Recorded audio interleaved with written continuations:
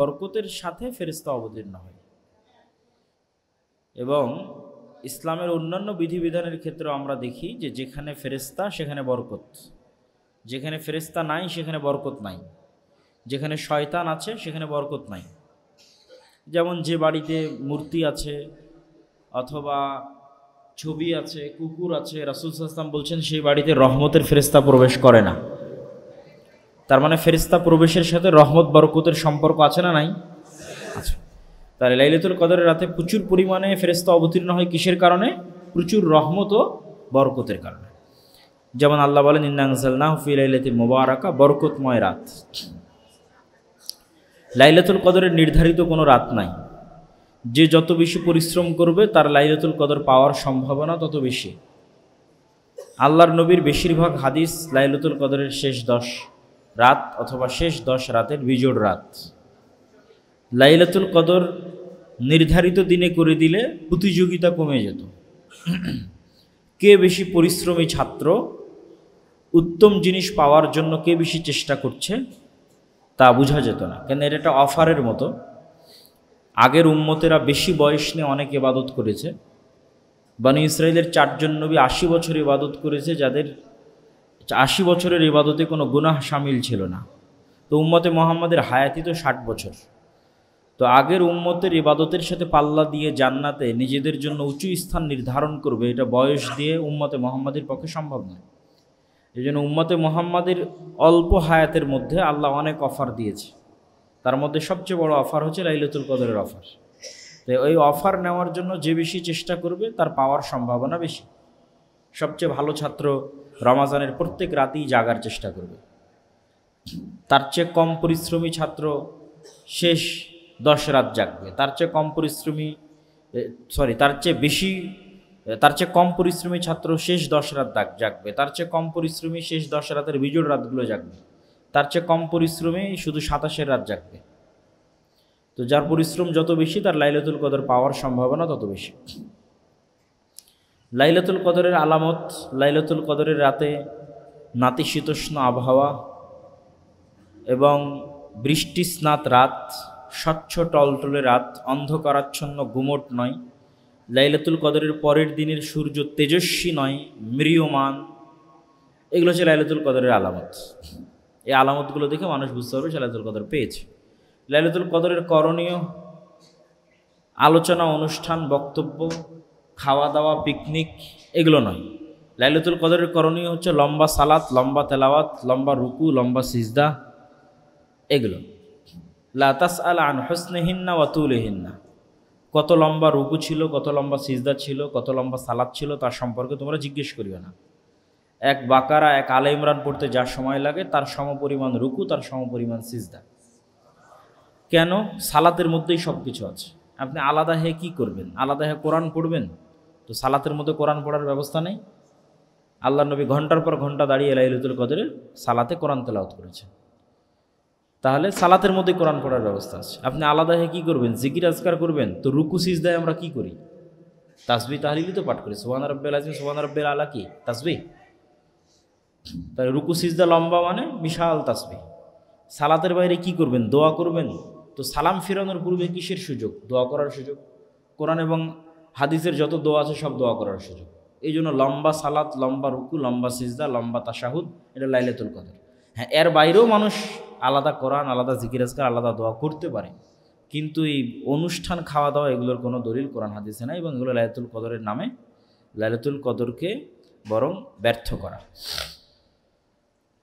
আর দোয়া করার ক্ষেত্রে সবচেয়ে প্রাধান্য পাবে ক্ষমার দোয়া।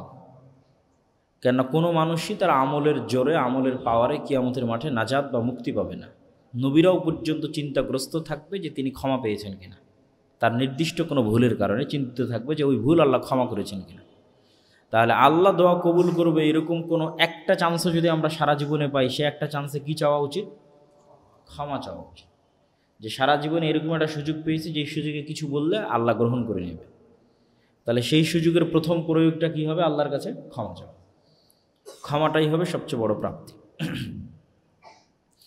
এই হলো লাইলাতুল কদরের সংক্ষিপ্ত বিবরণ।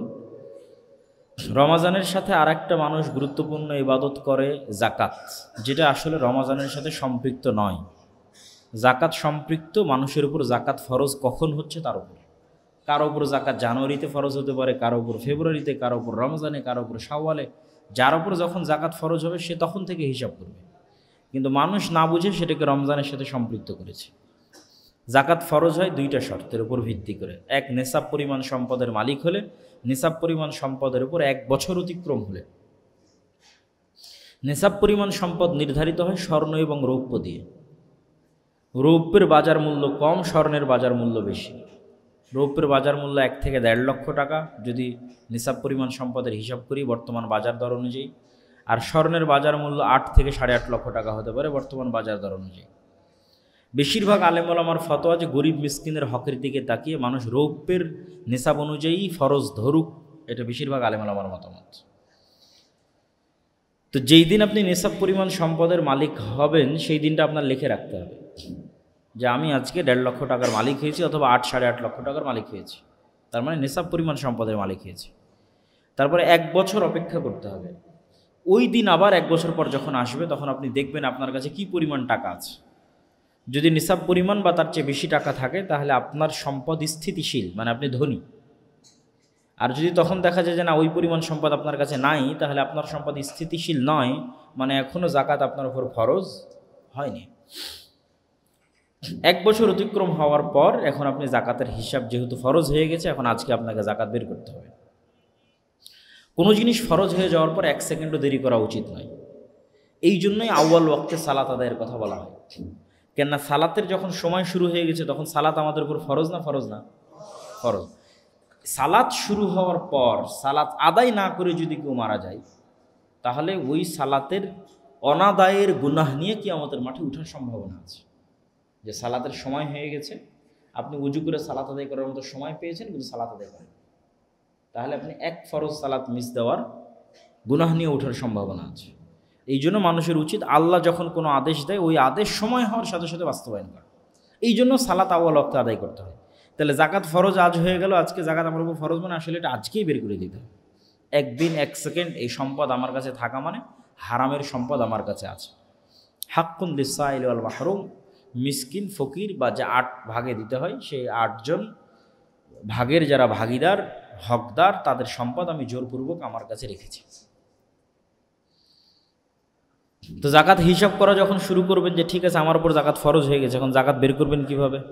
জাকাত যোগ্য সম্পদগুলোকে আপনাকে নির্ধারণ করতে হবে যে কোন কোন সম্পদগুলো জাকাতযোগ্য সম্পদ। তো স্বর্ণ আর রৌপ্য বাই ডিফল্ট, বাই বর্ন জাকাতযোগ্য সম্পদ, জন্মগত জাকাতযোগ্য সম্পদ। আর স্বর্ণ রৌপ্যের বাইরে প্রত্যেক ওই জিনিসই জাকাতযোগ্য যেখান থেকে মানুষ টাকা বের করে, আর যেখান থেকে টাকা ইনকাম করে না ওটা জাকাতযোগ্য নয়। তো টাকা ইনকাম করে কি থেকে? ব্যবসা থেকে টাকা ইনকাম করে। টাকা ইনকাম করে কি থেকে? জমিতে যদি ফসল আবাদ করে তাহলে ফসল থেকে টাকা ইনকাম করে। টাকা ইনকাম করে কি থেকে? চতুষ্পদ জন্তু যদি থাকে তাহলে চতুষ্পদ জন্তু থেকে টাকা ইনকাম করে। এগুলো থেকে মানুষ উপকার গ্রহণ করে। তাহলে স্বর্ণ এবং রৌপ্যের বাইরে এগুলোর উপর জাকাত ফরজ। যেই জিনিসটা ব্যবসার, ওই ব্যবসায়িক পণ্যের উপর জাকাত ফরজ। চতুষ্পদ জন্তুর উপর জাকাত ফরজ এবং জমির ফসলের উপর ওসর ফরজ। প্রত্যেকটারই ভিন্ন ভিন্ন মাপ আছে। তো ব্যবসায়িক সম্পদের উপর জাকাত ফরজ। তাহলে কোনটার ফরজ নয়? যেগুলো থেকে টাকা বের হয় না, মানে যেগুলো আমি ব্যক্তিগত ব্যবহারের জন্য ব্যবহার করছি। যেগুলো আমি ব্যক্তিগত ব্যবহারের জন্য আমার বাড়িতে আছে, আমার ব্যক্তিগত ব্যবহারের বাড়ি, মানে যে বাড়িতে আমি থাকি সে বাড়ি কোটি টাকা দামের হলেও ওই বাড়ির জাকাত লাগবে না। যেই মোটর সাইকেল, যেই গাড়ি আমি ব্যবহার করি সেটা কোটি টাকা মূল্যের হলেও জাকাত লাগবে না, কারণ ওটা ব্যবসায়িক পারপাসে ইউজ হচ্ছে না, ওখান থেকে টাকা বের করা হচ্ছে না, টাকা ইনকাম হচ্ছে না। তাহলে যেই দিন এখন জাকাত বের করবেন জাকাতযোগ্য সম্পদ, জাকাতযোগ্য সম্পদ বের করতে গিয়ে সকল ক্যাশ মানি, নগদে থাক, বিকাশে থাক, ব্যাংকে থাক, ফিক্সড ডিপোজিট করা থাক, জমা দেওয়া থাক, পাওয়া যাবে, আপনি ক্লেইম করতে পারেন এরকম প্রত্যেক সম্পদ, যেই সম্পদের আপনি মালিকানা দাবি করতে পারেন। আমি আর একজনকে ধার দিয়ে রেখেছি, ওই টাকার আমি মালিকানা দাবি করছি না?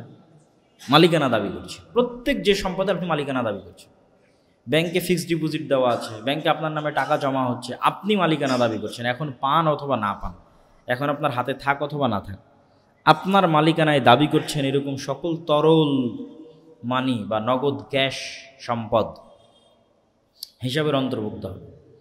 ব্যবসায়িক পণ্য, ঠিক যেই পণ্যের উপর ভিত্তি করে টাকা ইনকাম হয় সেটা গ্রহণযোগ্য হবে, ফিক্সড অ্যাসেট ধর্তব্য নয়। তথা আমার অফিস পরিচালনা করতে গিয়ে আমার কম্পিউটার লাগে, টেবিল লাগে, সোফা লাগে, এসি লাগে, ফ্রিজ লাগে, এগুলো ফিক্সড অ্যাসেট, এগুলোর দাম ধর্তব্য না। কিন্তু এই অফিসটা যেই কারণে চলতেছে, কিসের কারণে চলতেছে, তো আমি সুতার ব্যবসা করি, সুতার কারণে চলতেছে, আমি কাপড়ের করি, কাপড়ের কারণে, বইয়ের করি, বইয়ের কারণে, যেই জিনিসটা এক্সাক্ট যেটা আমি ব্যবসা করি ওইটার আজকের বাজার মূল্য, যা আমার কাছে যে পরিমাণ সম্পদ আছে বিক্রিযোগ্য ব্যবসায়িক পণ্য, সেটার আজকের বাজার মূল্য তখন ধরতে হবে জাকাতের হিসাবের মধ্যে। এই জাকাতের হিসাবের মধ্যে এগুলো ধরার পর এখান থেকে বাদ যাবে শুধু আপনি যদি ঋণগ্রস্ত হয়ে থাকেন এবং সেই ঋণ যদি এমন প্রয়োজনে নেওয়া হয়ে থাকে যেটা খরচ হয়ে শেষ হয়ে গেছে। যেই ঋণ আপনি আবার ব্যবসায় লাগিয়েছেন ওটা তো খরচ হয়ে শেষ হয় না, ওটা ইনভেস্টমেন্ট, ওটা থেকে আপনি টাকা ইনকাম করছেন, ওই জন্য ওটা বাদ দেওয়ার সুযোগ নেই। যে আমি একজনের থেকে 10 লক্ষ টাকা নিয়ে এসে আমি ব্যবসায় লাগাইছি, ওই 10 লক্ষ টাকার জিনিস এখনও আমার কাছে সার্কুলেট হচ্ছে, আমার অধীনে ঘুরপাক খাচ্ছে এবং ওটার থেকে আমি টাকা ইনকাম করছি, এই জন্য ওটা মাইনাস হবে না। এমন 5 লক্ষ টাকা যেটা নিয়ে এসে আমি আমার চিকিৎসার জন্য খরচ করে দিয়েছি, আমার মেয়ের বিয়ের জন্য খরচ করে দিয়েছি, আমার ছেলেকে বিদেশে পাঠানোর জন্য খরচ করে ফেলেছি, ধার করেছি, টাকাও খরচ করে ফেলেছি, এইটা জাকাতের হিসাব থেকে মাইনাস যাবে। যে ঠিক আছে আমার জাকাতযোগ্য সম্পদ 20 লক্ষ, আমার লোন 5 লক্ষ, কোন 5 লক্ষ লোন, যে 5 লক্ষ লোন আমি ধার করেছি, খরচ করে ফেলেছি, সেটা কোনো ব্যবসায়িক পারপাসে ইউজ হয়নি, ইনভেস্ট হিসেবে আমার কাছে নাই, তাহলে 20 থেকে 5 বাদ দিলে বাকি 15 লক্ষ টাকার 2.5% হিসেবে আমাকে জাকাত দিতে হবে। মানে 100 টাকায় 2.5 টাকা, 1000 টাকায় 250 টাকা, 1 লক্ষ টাকায় 2500 টাকা দিতে হবে। মানে এটা হচ্ছে ফরজ। কেমন ফরজ? ঠিক আপনাদের ব্রেনে সালাত যত গুরুত্বপূর্ণ। কেন বললাম আপনাদের ব্রেনে সালাত যত গুরুত্বপূর্ণ? কেননা আল্লাহ কোথাও কোরআনে জাকাত সালাতের কথা বলেছেন আর জাকাতের কথা বলেননি এমনটা হয়নি। যে আকিমুস সালাহ ওয়া আতুজ যাকাহ, তোমরা সালাত প্রতিষ্ঠা করো, জাকাত আদায় করো। প্রত্যেক যেখানে আল্লাহ সুবহানাহু ওয়া তাআলা সালাতের আদেশ দিয়েছেন সেখানেই জাকাতের কথা বলেছেন। মানে আল্লাহর নিকটে সালাত এবং জাকাত কি ফরজের দিক থেকে কম বেশি না একই সমান? একই সমান। ঈসা আলাইহিস সালাতু ওয়াস সালাম যখন মায়ের কোলে জনসম্মুখে যখন মারিয়াম আলাইহিস সালাতু ওয়াস সালাম তার ছেলেকে নিয়ে এসেছেন, নিয়ে এসে মানুষজন যখন বলতেছে যে কি অপরাধ তুমি করেছ, মা কানা আবুকা ইমরাআ সাউইন, তোমার পিতা তো খারাপ মানুষ ছিল না, ওমা কানাত উম্মুকি বাগিয়া, তোমার মাও খারাপ মানুষ ছিল না, তো তুমি এটা কি করলা? তখন মারিয়াম আলাইহিস সালাতু ওয়াস সালাম বাচ্চার দিকে ইশারা করছেন, ফা আশারাত ইলাই। তখন তারা উত্তরে বলছে কাইফা নুকাল্লিমু মান কানা ফিল মাহদি সাবিয়্যা, যে ওই বাচ্চার সাথে আমরা কেমনে কথা বলবো? মজাক পাইছো নাকি যে বাচ্চা কেবল মায়ের দুধ পান করে? তখন ঈসা আলাইহিস সালাম কোল থেকে বলছেন, ইন্নী আব্দুল্লাহ আতানিয়াল কিতাব, আমি আল্লাহর বান্দা, আমাকে কিতাব দেওয়া হয়েছে, ওয়া জাআলানি নাবিয়্যা, আমাকে নবী করা হয়েছে। বলতে বলতে তারপরে আছে ওয়া আওসানি বিসসালাতি ওয়াজ যাকাতি মা দুমতু হাইয়া, আর আমার আল্লাহ আমাকে আদেশ দিয়েছেন যে আমি ঈসা যতদিন বেঁচে থাকবো ততদিন সালাত ও যাকাত আদায় করব। তাহলে যখন মায়ের কোলে ছোট দুধের বাচ্চা ঈসা আলাইহিস সালাম বলছে, তখন আল্লাহর এই আদেশও বলেছে যে আল্লাহ আমাকে কিসের আদেশ দিয়েছে? শুধু সালাতের, সালাত এবং কোরআন খুলে এই আয়াত পড়ে দেখে, ওয়া আওসানি বিসসালাতি ওয়াজ যাকাতি মা দুমতু হাইয়া, যতদিন বেঁচে থাকবেন সালাত এবং যাকাত। সালাত এবং যাকাত সমান। আপনার কাছে সালাতের ফরজের জন্য আপনার ব্রেনে যে গুরুত্বটা আছে সেটাই যাকাত, এটাকে অবহেলা করার কোনো সুযোগ নাই। এবং যাকাত ইসলামী অর্থনীতির একটা বড় স্তম্ভ। বর্তমান সমাজ ব্যবস্থায় আপনার জমিরও ট্যাক্স নিচ্ছে, আপনার বাড়িরও ট্যাক্স নিচ্ছে। ইসলামের বিধান কত সুচারুরূপে সাজানো দেখেন, যেখান থেকে আপনার ইনকাম নাই সেখানে সে আপনার থেকে যাকাত চায়নি। এবং এই যাকাতের মাধ্যমে সমাজে অর্থনৈতিক ভারসাম্য রক্ষা হবে। ধনী এবং গরিবের মধ্যে যে বিশাল গ্যাপ আছে, এই বিশাল গ্যাপ যেটা পুঁজিবাদী অর্থনীতি তৈরি করেছে। পুঁজিবাদী সুদী অর্থনীতির মূল ভিত্তি হচ্ছে আনলিমিটেড ব্যক্তি মালিকানাধীন, আনলিমিটেড ব্যক্তি স্বাধীনতা। যে আনলিমিটেড ব্যক্তি স্বাধীনতাকে কেউ কোশ্চেন করতে পারবে না, প্রশ্ন করতে পারবে না। এই আনলিমিটেড ব্যক্তি স্বাধীনতা হচ্ছে সেকুলারিজম, লিবারালিজম, সুদী পুঁজিবাদী অর্থনীতি, যেইটার কারণে যার কাছে যত টাকা থাকবে সে আরও টাকার মালিক হবে, আর যার কাছে টাকা যত কম থাকে বা আরও গরিব হবে। ফলত সমাজে দেখা যাবে যে বাংলাদেশের মোট সম্পদ যদি 10,000 কোটি টাকা হয়, তাহলে 8,000 কোটি টাকা 100 জনের কাছে, আর 2,000 কোটি টাকা 15 কোটি মানুষের কাছে। এই যে বিশাল একটা গ্যাপ তৈরি হয়ে গেছে, যে মোট বাংলাদেশের সম্পদ 10,000 কোটি, কিন্তু 10,000 কোটির 8,000 কোটি মালিক 100 জন, আর বাকি 2,000 কোটির মালিক আমার আপনার মতো ফকির মিসকিন যারা দিন আনে দিন খায়। এই গ্যাপটা তৈরি হয় পুঁজিবাদী সুদী অর্থনীতিতে। এই পুঁজিবাদী সুদী অর্থনীতির বিরুদ্ধেই মূলত সমাজতন্ত্র যারা, তাদের আন্দোলন। কমিউনিস্ট পার্টি যাদেরকে আমরা বলি, বামপন্থী যাদেরকে বলি, রাশিয়া বা চায়নার যে তন্ত্র, সমাজতন্ত্র, কার্ল মার্কসের যে তত্ত্ব, সেটা হচ্ছে সবার কাছে টাকা সমান। আমি 5,000 কোটি টাকা ইনকাম করে নিয়ে আসলাম, আর একজন 100 টাকা ইনকাম করলো, ভাগ হবে সমানভাবে।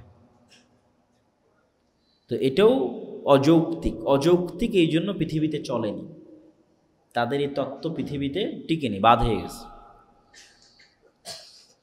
তাহলে যৌক্তিক কোনটা? যৌক্তিক হচ্ছে ইসলামের অর্থনীতি, যেটা ইনসাফ, ন্যায় পরায়ণতার সাথে যে অর্থনীতি, যে মানুষের ব্যক্তি মালিকানার স্বীকৃতি ইসলাম দেয়। যে 5,000 কোটি টাকা হালালভাবে ইনকাম করেছে ওটার মালিক সেই, আর যে 100 টাকা ইনকাম করেছে এটার মালিক সেই। দুইজনের টাকা মিলে সমানভাবে ভাগ হবে, এটা অন্যায়।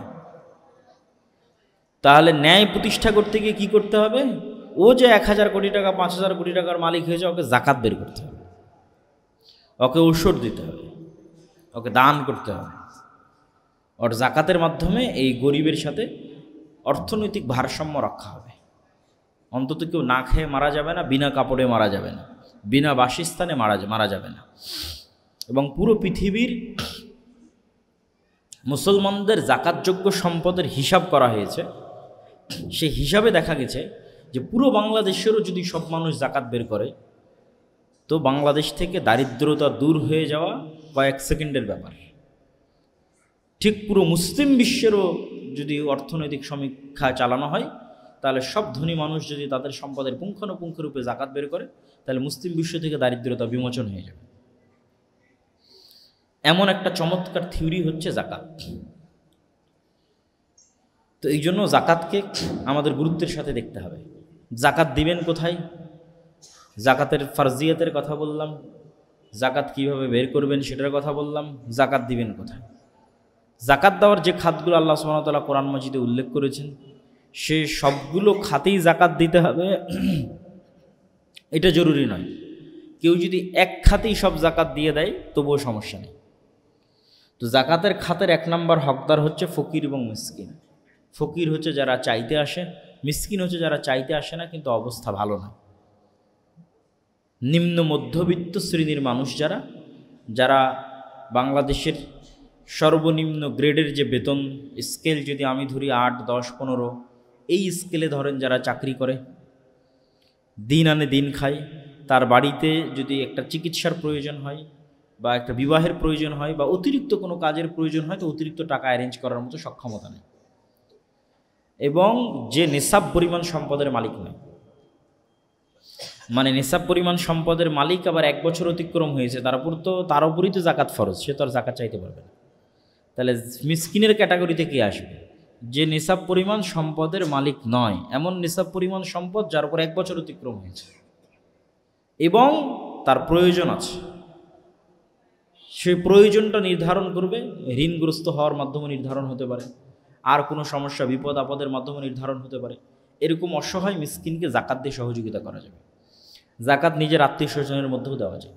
শুধু যারা আপনার দায়িত্বের অন্তর্ভুক্ত, আমার বাবা মা আমার দায়িত্ব, আমার ছেলে মেয়ে আমার দায়িত্ব, যে আমার দায়িত্ব তাকে তো আর আমি জাকাত দিতে পারবো না, ওকে আমার ফ্রেশ অর্থই তার পিছনে খরচ করতে হবে। আমার স্ত্রী আমার দায়িত্ব, কিন্তু আমার ভাই আমার দায়িত্বের অন্তর্ভুক্তের মধ্যে পড়ে না।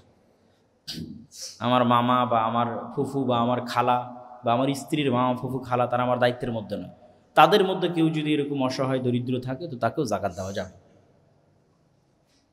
বরং আত্মীয় স্বজন দিয়েই শুরু করা উচিত এবং শুরু করা ভালো। আমাদের দেশে জাকাতযোগ্য খাত আমরা মনে করি তিনটেই, ফকির, মিসকিন, আর একটা হচ্ছে ফি সাবিলিল্লাহ। ফি সাবিলিল্লাহর এক নাম্বার হচ্ছে জিহাদ ফি সাবিলিল্লাহ, আল্লাহ রাস্তায় জিহাদ। যারা আল্লাহ রাস্তায় জিহাদ করছে এরকম মুজাহিদদের অস্ত্র ক্রয়ের জন্য, ট্রেনিংয়ের জন্য, যে কোনো কাজের জন্য জাকাতের অর্থ ব্যয় করা যাবে। আর ফি সাবিলিল্লাহর দ্বিতীয় স্তরে আসতে পারে নিঃস্বার্থভাবে যারা ইলা ও কালিমাতিল্লাহ, আল্লাহর কালেমাকে উঁচু করার জন্য কাজ করে যাচ্ছে। বেসরকারি কওমি মাদ্রাসা, সংস্থা, ফাউন্ডেশন, সংগঠন, এই জাতীয় যারা আল্লাহ সুবহানাহু ওয়া তাআলার দ্বীন দাওয়াতি কার্যক্রম পরিচালনা করছে তাদেরকেও জাকাতের থেকে অর্থ সম্পদ দিয়ে সহযোগিতা করা যাবে। তবে জাকাতের ক্ষেত্রে সবচেয়ে বড় যে বিষয়টি মাথায় রাখতে হবে সেটা হচ্ছে জাকাতের সম্পদের মালিক যেহেতু আপনি নন, সেহেতু আপনাকে মূল ক্যাশই হস্তান্তর করতে হবে।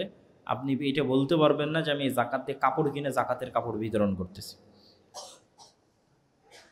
কেননা যখন জাকাতের টাকা দিয়ে আপনি কাপড় কিনবেন তখন আপনি ক্লেইম করতেছেন, দাবি করতেছেন যে আপনি এখনও এই টাকার মালিক আছেন, এই জন্য কাপড় কেনার স্বাধীনতা আপনার আছে।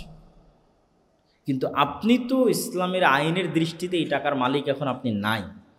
যেহেতু এই টাকার মালিক আপনি এখন নাই, সেহেতু এই টাকা দিয়ে কাপড় কেনার স্বাধীনতা আপনার আছে না নাই? নাই। এই টাকার যে হকদার তার কাছে পৌঁছে দিতে হবে, সে এখন ওই টাকা দিয়ে কী কিনবে সেটা তার স্বাধীনতা, কী করবে তার স্বাধীনতা। এই জন্য আমাদের দেশের যে প্রবণতা আছে যে কাপড় দিয়ে জাকাত দেওয়ার প্রবণতা, ফিতরা এবং জাকাতের যে বিষয়টা আমাদের দেশে হয়ে গেছে কি সরাসরি সুন্নাত বিরোধী। আল্লাহর নবী ফিতরা দিতে বললেন খাদ্য দিয়ে, আমরা ফিতরা দিলাম টাকা দিয়ে। জাকাত দিতে বলা হলো টাকা দিয়ে, আমরা জাকাত দিলাম কাপড় দিয়ে। এই হচ্ছে সবচেয়ে বড় হাস্যরসাত্মক একটা অবস্থা দাঁড়িয়েছে আমাদের দেশে। এইটা করা যাবে না। আল্লাহর নবীর যেটা সুন্নাত সেই সুন্নাতের উপরেই থাকতে হবে। ফিতরা আদায় করতে হবে খাদ্যদ্রব্য দিয়েই, আর জাকাত ক্যাশই পৌঁছে দিতে হবে। অর্থনৈতিক ইবাদতের সামগ্রিক গুরুত্ব কি? জাকাতের মতো একটি অর্থনৈতিক ইবাদতের সামগ্রিক গুরুত্ব কি? এটা ওভারঅল ইসলামের অর্থনৈতিক ইবাদতের একটা অংশ হচ্ছে জাকাত। এটা সামগ্রিক গুরুত্ব আমাদের জানা থাকতে হবে। সেটা হচ্ছে কিয়ামতের মাঠে যখন আমরা বিপদে পড়ব তখন অর্থনৈতিক ইবাদত আমাদের সবচেয়ে বেশি সহযোগী হবে। কেননা কোনো মানুষই তার নিজের আমলের উপর শতভাগ গ্যারেন্টি দিতে পারবে না। কেউ শতভাগ গ্যারেন্টি দিয়ে বলা খুব কঠিন যে আমি 2 রাকাত সালাত অন্য কোনো চিন্তা ছাড়া শুরু থেকে শেষ পর্যন্ত ইখলাস সাথে রেখে আদায় করেছি এবং দুনিয়াবি কোনো চিন্তা আমার মাথায় আসেনি, এটা বলা অনেক কঠিন। এই জন্য কোনো আমল মানুষ শতভাগ নির্ভুল করছে এটা দাবি করতে পারবে না মানুষ, যা আমি সালাত ফরজ হওয়ার পর থেকে 1 ওয়াক্ত সালাতও মিস দেয়নি। বরং মানুষ মাত্রই যেহেতু ভুল, সেহেতু মানুষ ভুল করবে। তো এই যে মানুষ ইবাদতের জগতে যে ভুল করবে, এই ভুলটা সে কাভার দিবে কি দিয়ে? জান্নাতে যাওয়ার জন্য এই ভুল কাভার দিতে হবে টাকা দিয়ে। দুনিয়াতেও যেমন তাই করতে হয়, পরকালেও তাই। আমার কাছে গাড়ির ড্রাইভিং লাইসেন্স আছে, গাড়ির কাগজপাতি আছে, আমি বহুদিনের অভিজ্ঞ ড্রাইভার। তারপরও ট্রাফিক যখন কোনো ভুল করে তখন ট্রাফিক পুলিশ জরিমানা করে না? করে না? জরিমানা করে। তাহলে আমি ভুল করলে সেটা পরিশোধ করতে হচ্ছে টাকা দিয়ে। আল্লাহ সুবহানাহু ওয়া তাআলা ইসলামের অসংখ্য বিধিবিধান আপনি গবেষণা করলে দেখবেন ভুলের কাফফারা আল্লাহ টাকা দিয়ে দেওয়ার ব্যবস্থা করেছে। ধরেন এই রমজানের কথাই যদি ধরি, কেউ যদি দিনের বেলা রমজানে তার স্ত্রীর সাথে স্ত্রী মিলনে যায়, তাহলে আল্লাহ বলতেছেন তাকে একটানা 2 মাস সিয়াম পালন করতে হবে। একটানা 2 মাস সিয়াম পালনে সক্ষম নও, আবার অপরাধ করেছো, তাহলে এই অপরাধ মিটবে টাকা দিয়ে। সিয়াম দিয়ে কাভার দিতে পারতেছো না, কিন্তু অপরাধ করেছো, তাহলে অপরাধ মিটানো হবে কি দিয়ে? টাকা দিয়ে। এবার তোমার পকেট থেকে জরিমানা হিসেবে টাকা বের করো, গোলাম আজাদ করার জন্য টাকা বের করো, অথবা মিসকিনকে খাওয়ানোর জন্য টাকা বের করো। টাকা বের করেই তোমার ভুল মাফ করানো হবে। যেমন ফিতরার ক্ষেত্রে আল্লাহর নবী হাদিসে বলেছেন যে ফিতরা কেন দিতে হয়, বলে সিয়াম পালনকারীর পুরো রমজানে যদি কোনো ভুল ত্রুটি হয়ে থাকে ওটার কাফারা কি? ফিতরা।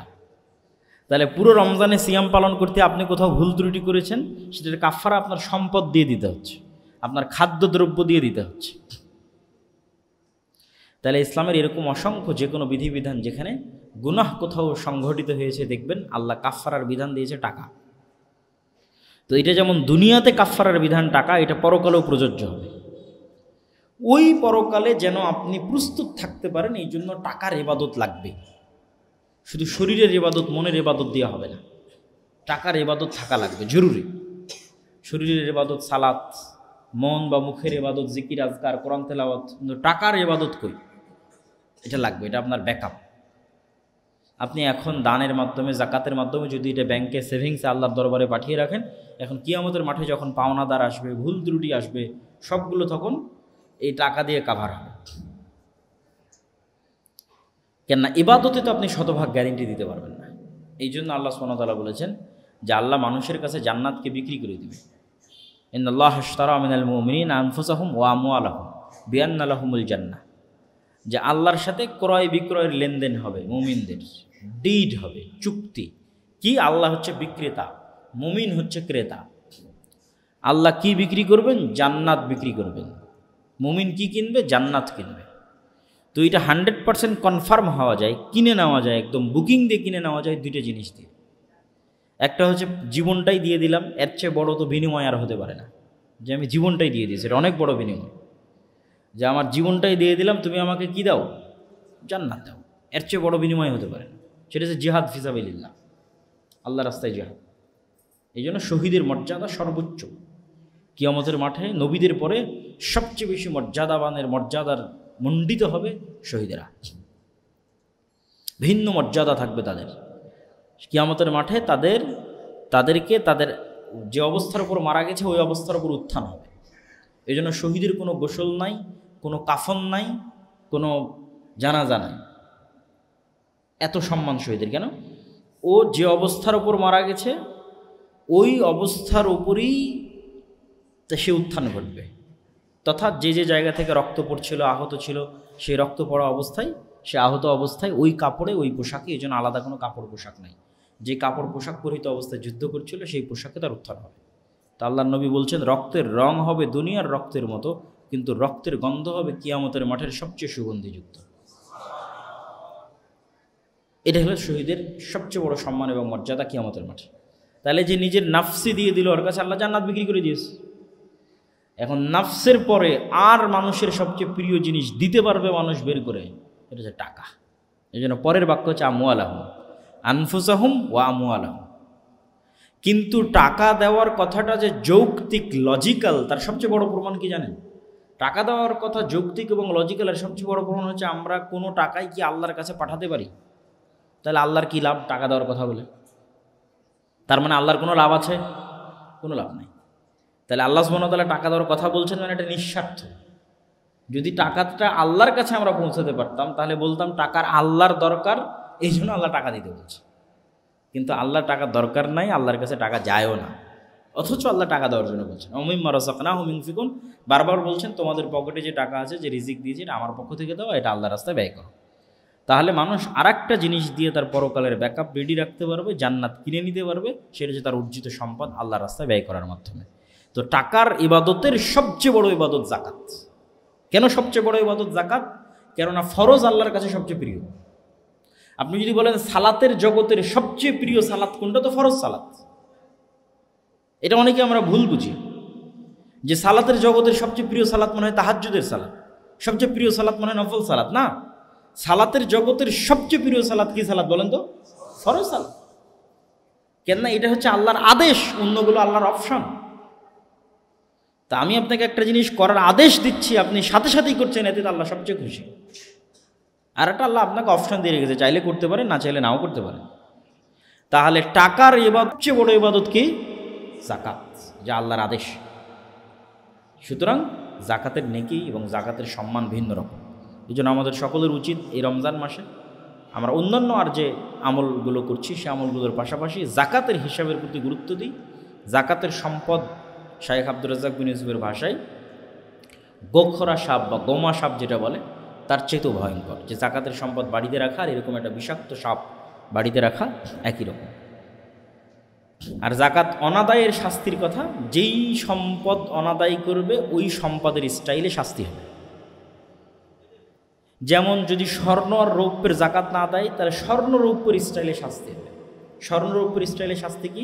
আল্লাহ সুবহানাহু ওয়া তাআলা বলছেন, আল্লাযীনা ইয়াকনিজুনা আয-যাহাবা ওয়াল ফিদ্দা, যারা স্বর্ণ এবং রৌপ্য জমা করে রেখেছে জাকাত দেয়নি, এই স্বর্ণ আর রৌপ্য জাহান্নামের আগুনে ছ্যাঁক দেওয়া হবে। ছ্যাঁক দেওয়ার পর এই স্বর্ণ এবং রৌপ্য যখন গরম হবে তখন এই গরমের ছ্যাঁকটা তার পিঠে তার পার্শ্বদেশে দেওয়া হবে। তার পিঠে এবং পার্শ্বদেশে দেওয়ার সময় তাকে বলা হবে আনা কানজুক আনা মাল ফাযুকু, মজাটা কেমন লাগে, মজাটা আস্বাদন করো।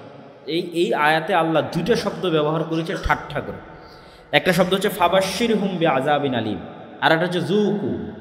ফাবাশশিরহুম মানে এদেরকে সুসংবাদ দাও কঠোর ও কঠিন শাস্তির। যারা জাকাত দেয়নি এদেরকে সুসংবাদ দাও যে বিশাল বড় সুসংবাদ আছে তোমাদের জন্য। সুসংবাদটা কি? ভয়ঙ্কর কঠিন শাস্তি। তো ভয়ঙ্কর কঠিন শাস্তির কি সুসংবাদ হয়? সুসংবাদ হয় না, কিন্তু এটা আল্লাহর ঠাট্টা। এই জন্য আল্লাহ বলছেন তাদেরকে সুসংবাদ দাও কঠিন শাস্তি। 2 নম্বর ঠাট্টা কি? 2 নম্বর ঠাট্টা হচ্ছে ওদেরকে বলো যুকু, স্বাদ আস্বাদন করা, মানে খুব মজাদার খাবার যখন মানুষ খায় ওই মজাদার খাবারের স্বাদ আস্বাদনকে আরবিতে বলে যুকু, মজা নেওয়া, স্বাদ নেওয়া। তো এই যে আমি জাহান্নামের আগুনে স্বর্ণ এবং রৌপ্য ছ্যাঁক দিলাম, এটা তোমার পিঠে লাগানো হচ্ছে, এটার মজাটা কেমন এটা আস্বাদন করো, এটা টেস্টটা কেমন আস্বাদন করো। এটা তোমার ওই সঞ্চিত সম্পদ যার তুমি জাকাত দেওনি। তো আল্লাহ এখানে টেস্টের কথা বলছে, মজা নেওয়ার কথা বলতেছে। অথচ আমরা জানি যে স্বর্ণ এবং রৌপ্য জাহান্নামের আগুনে ছ্যাঁক দিয়ে যখন আমার গায়ে লাগানো হবে তখন এটা কষ্টদায়ক, অবশ্যই মজাদায়ক নয়, কিন্তু আল্লাহ বলতেছে এটা মজা, এই মজাটা তুমি নাও। কেমন মজা, টেস্টটা কেমন, এটা তোমার ওই সম্পদ যার তুমি জাকাত বের করো। তাহলে এই দুইটা শব্দ ঠাট্টামূলক। তাহলে যেমন সম্পদের জাকাত বের করেনি তেমন ধরনের শাস্তি। তো এটা একটা সম্পদ জাকাত বের করেনি, আর একটা সম্পদ ধরেন চতুষ্পদ জন্তু তার জাকাত বের করেনি, তো চতুষ্পদ জন্তুর জাকাত বের না করলে ওই স্টাইলে শাস্তি হবে। কী হবে? চতুষ্পদ জন্তুর লম্বা শিং দেওয়া হবে, শক্তিশালী খুর দেওয়া হবে। কিয়ামতের মাঠে এই লম্বা শিংওয়ালা লম্বা খুরওয়ালা চতুষ্পদ জন্তু তার মালিককে মারাতে থাকবে আর শিং দিয়ে গুঁতাতে থাকবে আর বলবে আমি তোমার সেই সম্পদ যার তুমি জাকাত দাওনি, মজাটা কেমন লাগে দেখো, স্বাদটা কেমন দেখো। আর একটা কি বাকি থাকলো? ব্যবসায়িক সম্পদ ক্যাশ টাকা। ব্যবসায়িক সম্পদ ক্যাশ টাকার জাকাত যে দেয়নি তার শাস্তি হবে তার সম্পদকে সাপের আকৃতিতে রূপান্তর করে তার গলায় পেঁচিয়ে দেওয়া হবে এবং তার সাপ তাকে ছোবল মারবে আর বলবে আমি ওই সম্পদ যার তুমি জাকাত দাও। তাহলে যেই সম্পদের জাকাত দেয়নি ওই স্টাইলে শাস্তি হবে। তো জাকাতের শাস্তি অত্যন্ত ভয়াবহ, দুনিয়া এবং পরকাল উভয় জগতে শাস্তি আছে। দুনিয়ার জগতের শাস্তি হচ্ছে দুর্ভিক্ষ দেখা দিবে, সম্পদ নিরাপদ হবে না, সম্পদ ধ্বংস হয়ে যাবে। আর যে সম্পদের জাকাত আদায় করা হবে ওই সম্পদ নিরাপদ, বিপদ মুসিবত বালা মুসিবত ধ্বংস হয়ে যাওয়া থেকে নিরাপদ। তো আপনি বলবেন যে আমি জাকাত দেই তারপরেও তো আমার ব্যবসায় লস হয়। দুইটা জিনিস, একটা হচ্ছে আল্লাহর পরীক্ষা, একটা হচ্ছে আল্লাহর গজব। আল্লাহর গজব থেকে মানুষ বাঁচতে পারে না, নিঃশেষ হয়ে যায়। মনে করেন আমার সম্পদের আমি জাকাত দেইনি, আমার সম্পদ আল্লাহর গজবের শিকার হয়েছে, এখান থেকে আমার আর উঠার সুযোগ নেই, মানে একদম ফকির হয়ে মাটির সাথে মিশে যেতে হবে, ব্যাকআপ করার সুযোগ নেই, ব্যাক করার সুযোগ নেই। আমি আমার সম্পদের জাকাত দিই কিন্তু আমি ক্ষতির মুখোমুখি হচ্ছি, এটা পরীক্ষা। এই ক্ষতিটা সাময়িক, সামান্য, 1 বছর 2 বছর পর আমি আবার ব্যাক করব, আমার সম্পদে আবারও বরকত হবে, আবারও বাড়বে এবং আমি আবার আগের জায়গায় ফিরে যাব। আবার হয়তো বিপদ আসতে পারে, কিন্তু ওই বিপদগুলো সাময়িক আমাকে পরীক্ষা করার জন্য। এই উত্থান পতন থাকে, কিন্তু একবারে ধ্বংস হয়ে যাবে না। গজবের ধ্বংস একবারে ধ্বংস, একবারে ফকির মিসকিন বানিয়ে ছেড়ে দিবে, ব্যাক করতে পারবে না। আর জাকাত দেই তারপরে বিপদের মুখোমুখি হচ্ছে, এটা পরীক্ষা। এই পরীক্ষার মাধ্যমে আল্লাহ আমাদের বিশুদ্ধ করে এবং অন্তরকে বিশুদ্ধ করে, আর জাকাতের মাধ্যমে সম্পদকে বিশুদ্ধ করে। আল্লাহ সুবহানাহু ওয়া তাআলা কোরআনে বলেন তুতাহহিরুহুম ওয়া তুযাক্কিহিম বিহা, আপনি তাদের জাকাত আদায়ের মাধ্যমে তাদের সম্পদকে পবিত্র করেন, বিশুদ্ধ করেন।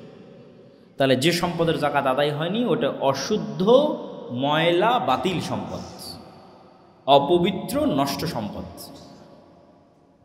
ওই অপবিত্র নষ্ট সম্পদকে পবিত্র করতে চাইলে জাকাত বের করতেই হবে।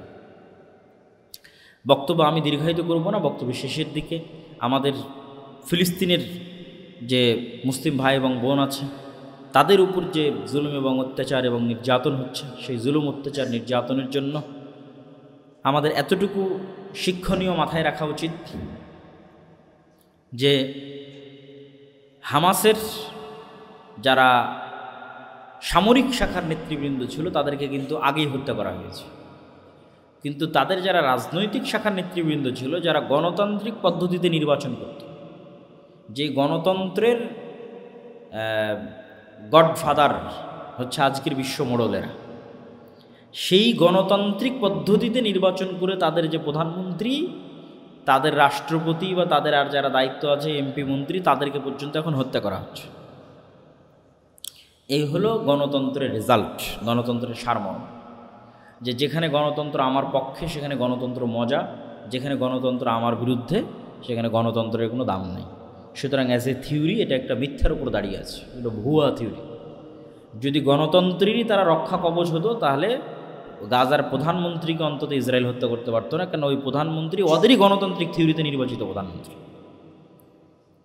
তার মানে এই থিওরিটা যখন আমার পক্ষে তখন ঠিক আছে, গণতন্ত্র লাগবে, আর যখন আমার বিপক্ষে তখন গণতন্ত্র লাগবে না। এই জন্য এটা জাস্ট একটা থিওরি হিসেবে মুসলমানদের কন্ট্রোল করার জন্য ব্যবহার করা। আর মসজিদে আকসা পৃথিবীর 3টে ফজিলতপূর্ণ জায়গার একটা, যেই জায়গার উদ্দেশ্যে ইবাদতের উদ্দেশ্যে সফর করা জায়েজ, পৃথিবীর আর কোনো জায়গায় ইবাদতের উদ্দেশ্যে সফর করা হারাম। একমাত্র 3টে জায়গায় মানুষ ইবাদতের উদ্দেশ্যে সফর করতে পারে: মক্কার মসজিদে হারাম কাবাঘর, মদিনার মসজিদে নববী, আর ফিলিস্তিনের মসজিদে আকসা। এই 3টে জায়গায় নামাজ পড়ার জন্য মানে ইবাদত করার জন্য সফর করা যায়। আর পৃথিবীর কোথাও ইবাদত করার জন্য সফর করলে ওটা বেদাত হবে, হারাম। আর পৃথিবীর প্রথম মসজিদ হচ্ছে কাবা, দ্বিতীয় মসজিদ মসজিদে আকসা, দুইটার ব্যবধান 40 বছর। হয়তো এগুলো 2 মসজিদে আগেই ফেরেশতারা তৈরি করেছিল বা আদম আলাইহিস সালাম তৈরি করেছিল, কিন্তু দুটেই নূহ আলাইহিস সালামের বন্যার সময় ধ্বংস হয়ে গেছে। নূহ আলাইহিস সালামের বন্যায় ধ্বংস হওয়ার পর কাবাঘর ইব্রাহিম আলাইহিস সালাম তৈরি করেছে আর ইসমাইল আলাইহিস সালাম তৈরি করেছে, আর মসজিদে আকসা ইব্রাহিম আলাইহিস সালামের আরেক সন্তান ইসহাক এবং তাদের বংশধরেরা তৈরি করেছে। আর এখন মসজিদে আকসার যে গ্রাউন্ড সেটা সুলাইমান আলাইহিস সালাম এবং দাউদ আলাইহিস সালামের যুগে তৈরি হয়,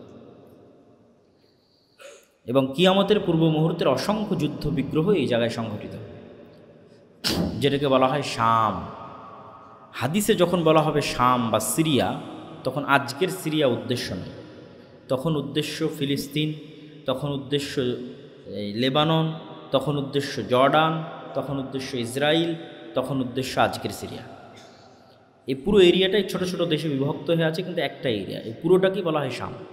এবং কিয়ামতের পূর্ব মুহূর্তের অনেক ভয়ঙ্কর ভয়ঙ্কর ঘটনা এখানে ঘটবে। দাজ্জালকে ঈসা আলাইহিস সালাম জেরুজালেমে হত্যা করবেন, এবং ঈসা আলাইহিস সালাম নিজে অবতীর্ণ হবেন দেমাশকে, তথা ওই সময়কার যুদ্ধ বিগ্রহগুলো মসজিদে আকসা কেন্দ্রিকই সংগঠিত হবে। কেন আর বাকি 2টা মসজিদকে আল্লাহ ফিতনা থেকে মুক্ত করে দিয়েছে। আল্লাহর নবীর হাদিস যে মক্কা এবং মদিনায় সারা পৃথিবীতে দাজ্জালের ফিতনা প্রবেশ করলেও কোথায় প্রবেশ করবে না? মক্কা মদিনায়। তথা মক্কা এবং মদিনাকে ফিতনা থেকে মুক্ত রাখা হবে, কিয়ামতের পূর্ব মুহূর্তের ফিতনাগুলো এখানে প্রবেশ করবে না। তাহলে কিয়ামতের পূর্ব মুহূর্তের ফিতনার হেডকোয়ার্টারই হবে এই শামের ভূমি, এবং এই জন্য এখানে একদল মানুষ থাকবে হকের উপর। লা তাযালু তায়ফাতুম মিন উম্মতি যাহিরিনা আলাল হক লা ইয়াদুররুহুম মান খাযালাহুম। আমার উম্মতের একটা জামাত আজীবন হকের উপর থাকবে। তো বিভিন্ন রিওয়ায়াতে এসেছে তারা সিরিয়াতে থাকবে, শামে থাকবে সেই জামাত। তো এই জন্য এখানে যে কোনো কিছু সংঘটিত হয় সেগুলো খুবই গুরুত্বপূর্ণ এবং মুসলিম উম্মার জন্য জরুরি কর্তব্য, বিভিন্ন মুসলিম দেশের নেতাদের জন্য জরুরি কর্তব্য যে তারা এই বিষয়গুলোতে দায়িত্ব নেবে। না হলে এই গজবের শিকার শুধু ইসরায়েল হবে না, এই গজবের শিকার অন্য মুসলিম দেশগুলো হবে। যে সমস্ত মুসলিম দেশের কাছে ক্ষমতা ছিল, নেতাদের কাছে সুযোগ ছিল, কিন্তু নিরীহ মানুষকে বাঁচানোর জন্য এগিয়ে যায়নি, তারাও আল্লাহর গজবের শিকার হবে। তথা যারা জুলম করছে এবং যারা জুলম দেখেও বাধা দিচ্ছে না, তারা সমান। তো আমরা আমাদের জায়গা থেকে 2টা কাজ করব। আমরা আমাদের জায়গা থেকে আল্লাহর কাছে দোয়া করব, আল্লাহর জন্য মুসলমানদের সুলতান আর নাসিরা, একজন শক্তিশালী নেতা দেন যে মুসলমানদের মাজলুমদের পাশে দাঁড়াবে। আল্লাহুম্মা আমিন। পাশাপাশি আমরা আমাদের পরবর্তী প্রজন্মের অন্তরে মসজিদে আকসার ভালোবাসা, জেরুজালেমের ভালোবাসা দিয়ে যাব, যেন আমাদের জীবদ্দশায় না হোক, আমাদের পরবর্তী প্রজন্মের জীবদ্দশায় না হোক, তার পরবর্তী প্রজন্মের জীবদ্দশায় না হোক, কোনো না কোনো একদিন অবশ্যই মসজিদে আকসা বিজয় হবে ইনশাআল্লাহ। এইটার ভবিষ্যৎবাণী আল্লাহর নবী করে গেছে, এবং পুরো পৃথিবীর মানুষ শুধু তাদের বিরুদ্ধে যাবে না, পুরো পৃথিবীর প্রকৃতি, যেই সমস্ত জড় পদার্থ কথা বলতে পারে না, তারা পর্যন্ত তাদের বিরুদ্ধে চলে যাবে। কেন? তাদের জুলমের মাত্রা এত বেশি হবে, মানে এই সমস্ত অভিশপ্তদের জুলমের মাত্রা এত বেশি হবে যে মানুষ তো বিরুদ্ধে যাবে, এই জুলম পাথর সহ্য করতে পারবে না, এই জুলম গাছপালা সহ্য করতে পারবে না। তখন গাছপালা পর্যন্ত জুলম সহ্য করতে না পেরে কথা বলে উঠবে, এবং আল্লাহ কথা বলার সুযোগ দিবে যে হে মুসলিম, এখানে একজন অভিশপ্ত লুকিয়ে আছে, ওকে হত্যা কর। তো তারা জুলম করবে, এটা স্বাভাবিক। এবং জুলম করার থিওরি তাদের কাছে ভিন্ন। তারা মনে করে তারা চুজেন বাই দ্য গড, আল্লাহর কর্তৃক বাছাইকৃত, আর সারা পৃথিবী হচ্ছে তাদের কাছে বন্ধক রাখা আছে, এই জন্য সারা পৃথিবীর সব মানুষ তাদের গোলাম। এবং তারা হচ্ছে সুপারিয়রিটি থিওরিতে বিশ্বাস করে। এগুলো আমি আমার অন্য বহু বক্তব্যে বলেছি, বিস্তারিত আমার জেরুজালেমের উপর, ফিলিস্তিনের উপর আমার বই আছে, ফিলিস্তিন ও সমসাময়িক মুসলিম বিশ্ব, এবং জেরুজালেম মসজিদ আকসার উপর আল ইতিসাম টিভিতে 3 পর্বের লম্বা আলোচনা আছে, বিশাল সম্পূর্ণ ইতিহাস তুলে ধরা আছে, একদম সালাহুদ্দিন আইয়ুবীর বিজয় পর্যন্ত ইতিহাস তুলে ধরা আছে। তো আল্লাহ সুবহানাহু ওয়া তাআলা আমাদের এই ঘটনাগুলো থেকে শিক্ষা নেওয়ার তৌফিক দান করুক, আল্লাহুম্মা আমিন। রমাজানের শেষ 10 রাতকে গুরুত্ব দিয়ে ইবাদত করার তৌফিক দান করুক, আল্লাহুম্মা আমিন। রমাজানে পুঙ্খানুপুঙ্খ সঠিকভাবে জাকাত বের করার তৌফিক দান করুক, আল্লাহুম্মা আমিন। জাকাত বের করতে গিয়ে অবশ্যই আপনারা অন্য সকল প্রতিষ্ঠানের কথা যেমন স্মরণে রাখবেন, আল জামিয়া সালাফের কথাও স্মরণে রাখবেন, দাওয়া ইলাল্লাহর কথাও স্মরণে রাখবেন। আমরা মসজিদ ভিত্তিক মক্তব প্রজেক্ট নিয়ে সবচেয়ে বেশি কাজ করি। আলহামদুলিল্লাহ এই রমাজানে 500টা মসজিদে আমাদের অধীনে মক্তব চলতেছে, বলেন আলহামদুলিল্লাহ। এই 500টা মক্তবে এমনি মক্তব চলতেছে না, এই 500টা মক্তবের 500 জন শিক্ষককেই আমরা আমাদের খরচে জামিয়া সালাফিয়াতে নিয়ে গিয়ে 10 দিন ব্যাপী ট্রেনিং দিয়ে, আমাদের খরচে থাকা খাওয়া সব কিছুর ব্যবস্থা করে ট্রেনিং দিয়ে তাদের এলাকায় পৌঁছে দেওয়া হয়েছে, 1 নাম্বার। 2, এই 500টা মক্তবের ছাত্রদের বই আমাদের পক্ষ থেকে ফ্রি দেওয়া হয়েছে। 3, এই 500টা মক্তবের সবাইকে যে আমরা সবসময় সহযোগিতা করতে পারি তা নয়, কিছু দিনী ভাইয়ের সহযোগিতায় আমরা এই রমজানে যারা এই 500টা মক্তবে কোরআন শিক্ষা দিচ্ছে তাদের আমরা রমজানকে লক্ষ্য করে 500টা মক্তবের শিক্ষকের জন্যই হালকা হলেও ন্যূনতম হলেও আমরা হাদিয়ার ব্যবস্থা রেখেছি, বলেন আলহামদুলিল্লাহ। এইটার জন্য আমাদের ব্যক্তিগত কোনো স্বার্থ নাই। আমি 150-200টা মসজিদে ফি সাবিলিল্লাহ আল্লাহর সন্তুষ্টির জন্য সফর করেছি, কোনো ব্যক্তিগত স্বার্থে নয়। মুসলমানের সন্তানের পরবর্তী প্রজন্মের কাছে দিনের সঠিক জ্ঞান পৌঁছে দেওয়ার শতভাগ মুসলমানের কাছে দিনের সঠিক জ্ঞান পৌঁছে দেওয়ার একমাত্র রাস্তা মসজিদে মক্তব চালু করা। মাদ্রাসা 2%, মাদ্রাসা যদি আরও কয়েক লক্ষ হয় তাও 2%-এর বেশি সেখানে ভর্তি হবে না, যাবে না। বাকি 98% স্কুল গোয়িং স্টুডেন্টস। তো শতভাগ মুসলমানকে দিন শেখাতে হলে মসজিদে কোরআন শিক্ষার ব্যবস্থা রাখতেই। আর আলহামদুলিল্লাহ আমরা কাজের প্রতি ফোকাস দিই। দাওয়া ইলাল্লাহ এমনি একটা নাম দিতে হয় তাই, এটা কিছু না, এটা কোনো দল না, সংগঠন না, কিছু না। একটা শিক্ষা প্রতিষ্ঠান যার অধীনে এরকম 10টা 15টা 20টা 500টা 100টা শিক্ষা প্রতিষ্ঠান পরিচালিত হচ্ছে। তো আলহামদুলিল্লাহ হানাফি মসজিদেও আমাদের মক্তব পরিচালিত হচ্ছে, আহলেস মসজিদও হচ্ছে। সুতরাং আমি যারা আজকে আপনারা এখানে উপস্থিত আছেন, আমি জানি না আপনাদের মসজিদ মক্তব আছে কিনা, এই মসজিদ হোক, নারায়ণগঞ্জের আশেপাশের সকল মসজিদ হোক, আপনারা উদ্যোগ নেন।